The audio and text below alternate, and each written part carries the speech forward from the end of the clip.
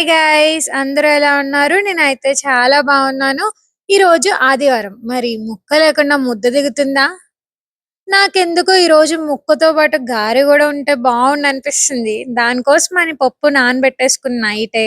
నిద్రపోతే అడగండి ఎప్పుడు రుబ్బుకుందామా? ఎప్పుడు గారెలేసుకుందామా? ఎప్పుడు తిందామా? అని ఉంది నా ధ్యాసంతా.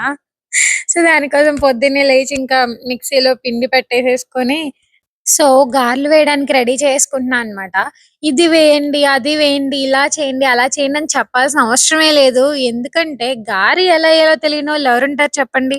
మీకు మాత్రం ఇది అబ్బో! గారేగా కానీ నాకు మాత్రం అబ్బబ్బా! గారి. ఎందుకంటే 11 మంత్స్ అయిందండి నేను గారె తిని.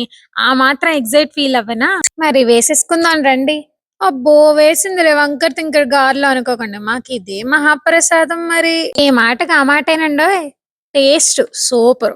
క్రిస్పీనెస్ అబ్బో! సూపర్. అదేంటి చికెన్ కర్రీ అని గూడా చెప్పి గారెలో చూపిస్తుందనుకుంటున్నారా? ఆగండి చికెన్ కర్రీ గూడా అయిపోయింది. అదిగో చూడండి కొత్తిమీరేసి దించేస్తే ఉంది. ఈ జన్మమే రుచి చూడటానికి దొరికెరా అని పాడాలనిపిస్తుంది. అంత బావుంది. Finally I am so so happy. మరి మీరు ఎలా ఉందో నాకు కామెంట్ జేయండే. అంతే మరి. బాయ్.